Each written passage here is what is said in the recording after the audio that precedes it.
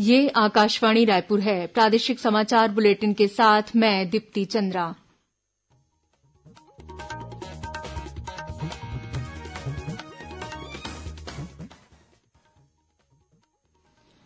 और अब पेश है आज के मुख्य समाचार। म्यूनिसिपल परफॉर्मेंस इंडेक्स में रायपुर और बिलासपुर ने उत्कृष्ट प्रदर्शन कर देश के 10 शीर्ष शहरों में बनाई जगह। देश में अब तक 1,66,00,000 से अधिक लोगों को कोविड का टीका लगाया जा चुका है।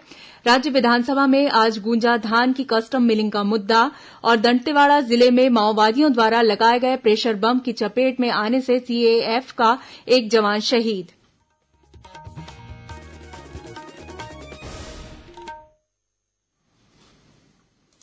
कोरोना महामारी के खिलाफ देश एकजुट होकर लड़ रहा है। आप भी हमारे साथ सुरक्षा और बचाव के 3 आसान एहतियाती उपायों का संकल्प लें। कोविड-19 से बचाव और सुरक्षित रहने के 3 उपाय। मास्क लगाएं, 2 गज दूरी है जरूरी, सुरक्षित दूरी रखें, हाथ और मुंह साफ रखें। अब समाचार विस्तार से। म्यूनिसिपल परफॉर्मेंस इंडेक्स में छत्तीसगढ़ के 2 शहरों रायपुर और बिलासपुर ने उत्कृष्ट प्रदर्शन कर देश के शीर्ष 10 शहरों में जगह बनाई है। केंद्रीय आवासन और शहरी कार्य मंत्री हरदीप सिंह पुरी ने आज वीडियो कॉन्फ्रेंसिंग के माध्यम से म्यूनिसिपल परफॉर्मेंस इंडेक्स प्रतियोगिता के परिणाम घोषित किए गए। 10 लाख से अधिक जनसंख्या वाले शहरों की श्रेणी में रायपुर शहर को 7वां और 10 लाख से कम जनसंख्या वाले शहरों की श्रेणी में बिलासपुर शहर को भी 7वां स्थान मिला है। दोनों शहरों ने शहरी निकायों द्वारा नागरिकों को मूलभूत नागरिक सुविधाएं उपलब्ध कराने में उत्कृष्ट प्रदर्शन किया है। मुख्यमंत्री भूपेश बघेल और नगरीय प्रशासन मंत्री डॉक्टर शिवकुमार डहरिया ने इस उपलब्धि के लिए इन दोनों शहरों के नागरिकों, जनप्रतिनिधियों और नगरीय प्रशासन विभाग को बधाई दी है।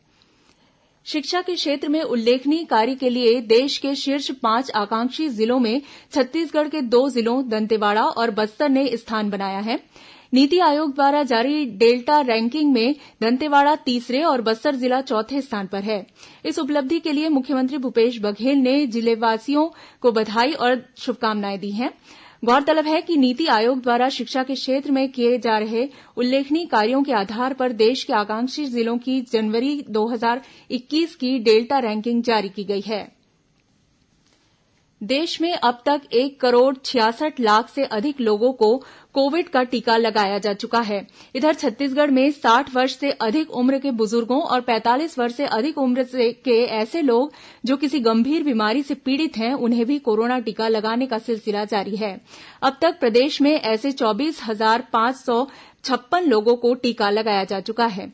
वहीं राज्य में 2,30,000 से अधिक स्वास्थ्य कार्यकर्ताओं और 1,62,000 से अधिक फ्रंटलाइन वर्कर्स को कोविड टीके की पहली खुराक दी जा चुकी है।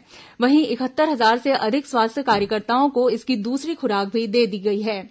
इस बीच प्रदेश में कल विभिन्न जिलों से कोरोना संक्रमण के 268 नए मामले सामने आए, जिनमें सर्वाधिक 88 मामले रायपुर जिले से हैं। इस समय कोरोना के सक्रिय मरीजों की संख्या 2,961 है। वहीं धमतरी जिले के नवोदय विद्यालय कुरूद में पिछले 2 दिनों के दौरान 11 विद्यार्थी कोरोना पॉजिटिव पाए गए हैं। सभी विद्यार्थियों को होम आइसोलेशन पर भेज दिया गया है। उधर दुर्ग जिले में पुरैना और अमलेश्वर के शासकीय स्कूल से 4 शिक्षक कोरोना पॉजिटिव मिले हैं। इसे देखते हुए पुरैना स्कूल को आगामी 2 दिनों तक बंद रखने का निर्णय लिया गया है। इधर राजनांदगांव शहर में कोरोना संक्रमण के बढ़ते मामले को देखते हुए स्वास्थ्य विभाग ने अलर्ट जारी कर दिया है।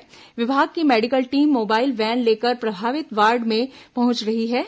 हर दिन करीब 2,000 लोगों की कोरोना और स्वास्थ्य विभाग ने लोगों से कोरोना बचाव के लिए जारी प्रोटोकॉल का पालन करने की अपील की है।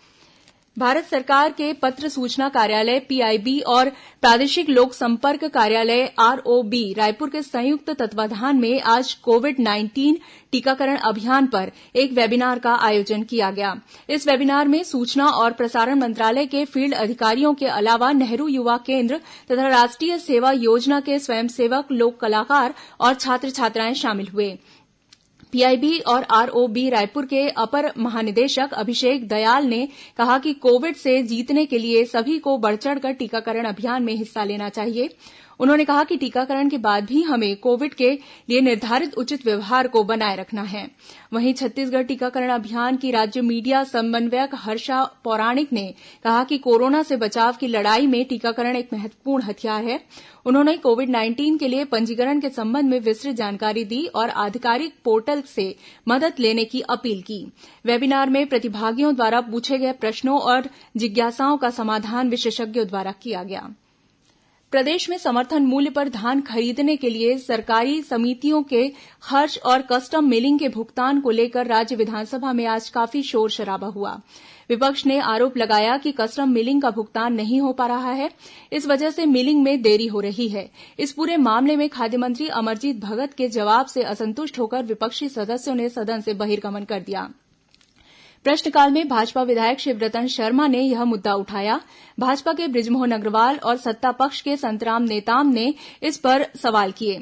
इस पर मंत्री अमरजीत भगत ने कहा कि सरकार न्यूनतम समर्थन मूल्य पर धान खरीदी करती है, वह केंद्र सरकार की गाइडलाइन का पालन करती है। उन्होंने बताया कि वर्ष 2019-20 के लिए समिति के कमीशन का 262 करोड़ 80 लाख और 80 करोड़ रुपए मजदूरी भुगतान किया गया। उन्होंने बताया कि मिलर्स को 630 करोड़ रुपए का भुगतान होना है, वहीं 430 करोड़ रुपए का भुगतान हो चुका है। मंत्री के जवाब से विपक्षी सदस्य संतुष्ट नहीं हुए और सदन से बहिर्गमन कर दिया। विधानसभा में आज विपक्षी सदस्यों ने बिलासपुर से कांग्रेस विधायक शैलेश पांडेय से जनवरी में हुए दुर्व्यवहार के मामले में विशेषाधिकार हनन का प्रस्ताव लाया। शून्यकाल में भाजपा विधायक अजय चंद्राकर ने विधानसभा अध्यक्ष से इस प्रस्ताव को स्वीकार कर कार्रवाई करने का आग्रह किया। श्री चंद्राकर ने कहा कि यह बेहद गंभीर मामला है। विधायक शैलेश पांडेय के साथ दुर्व्यवहार हुआ है। अगर इस पर ध्यान नहीं दिया गया तो विधायकों का काम करना मुश्किल हो जाएगा। बाद में विधानसभा अध्यक्ष डॉक्टर चरणदास महंत ने इसे विचार के लिए रख लिया।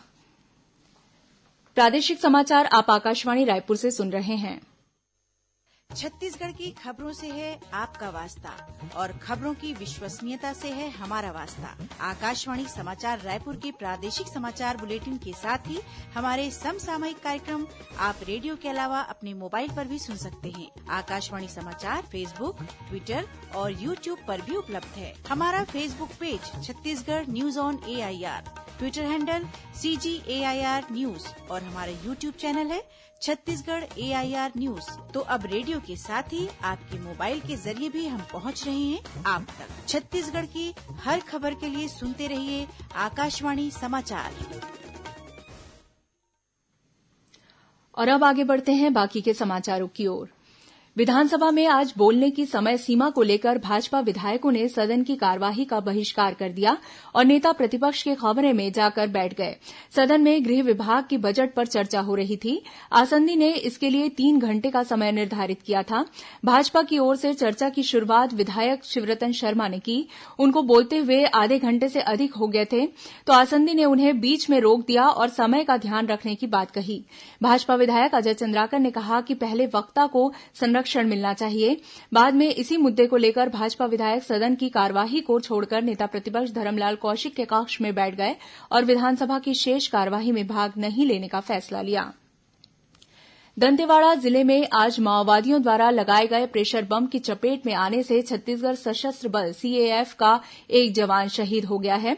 पुलिस अधीक्षक अभिषेक पल्लव ने यह घटना की पुष्टि करते हुए बताया कि गीदम क्षेत्र में स्थित पहुरनार घाट में पुल निर्माण का कार्य चल रहा है, जिसकी सुरक्षा के लिए CAF और DRG के जवानों को भेजा गया था।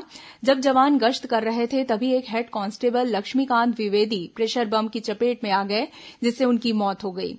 शहीद जवान छत्तीसगढ़ सशस्त्र बल की 22वीं बटालियन में पदस्थ थे और वे मध्यप्रदेश के रीवा जिले के रहने वाले थे। वहीं बीजापुर जिले के बासागुड़ा जगरगुंडा एरिया कमेटी के एक मिलिशिया सदस्य ने पुलिस अधिकारियों के समक्ष आत्मसमर्पण कर दिया है। इस पर एक पार्टी से दूसरी पार्टी तक चिट्ठी पहुंचाने, पुलिस पार्टी की रैकी करने और प्रेशर बम लगाने सहित कई आरोप हैं।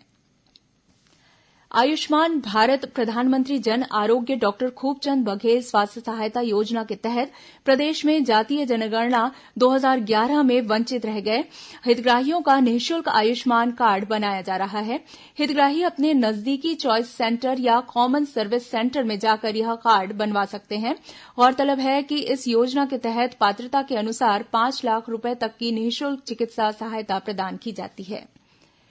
केंद्रीय ग्रामीण विकास मंत्रालय द्वारा महात्मा गांधी राष्ट्रीय ग्रामीण रोजगार गारंटी योजना मनरेगा का बेहतर क्रियान्वयन करने वाले जिलों, विकासखंडों और ग्राम पंचायतों को राष्ट्रीय स्तर पर पुरस्कृत किया जाएगा।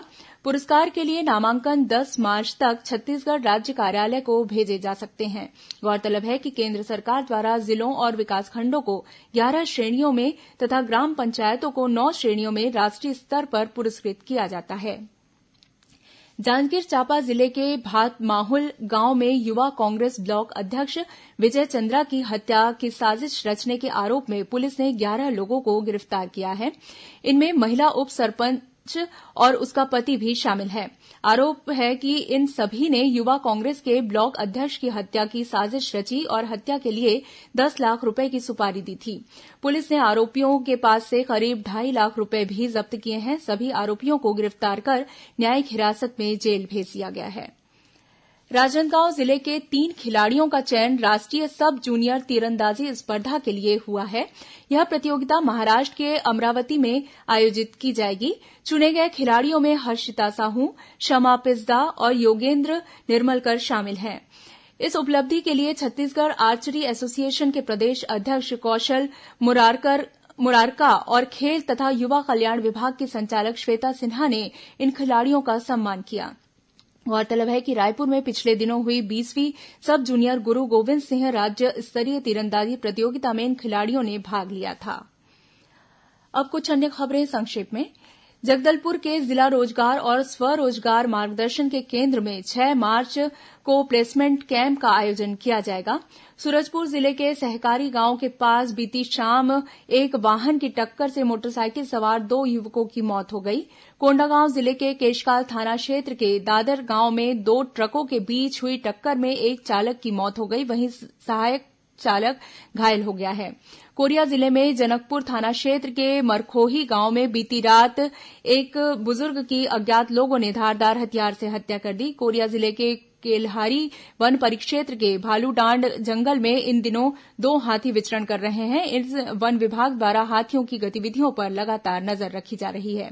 और महासमुंद जिले के बसना थाना क्षेत्र में पुलिस ने 14 किलो गांजा के साथ 2 लोगों को गिरफ्तार किया है। जब्त गांजे की कीमत करीब 1,40,000 रुपए बताई जा रही है।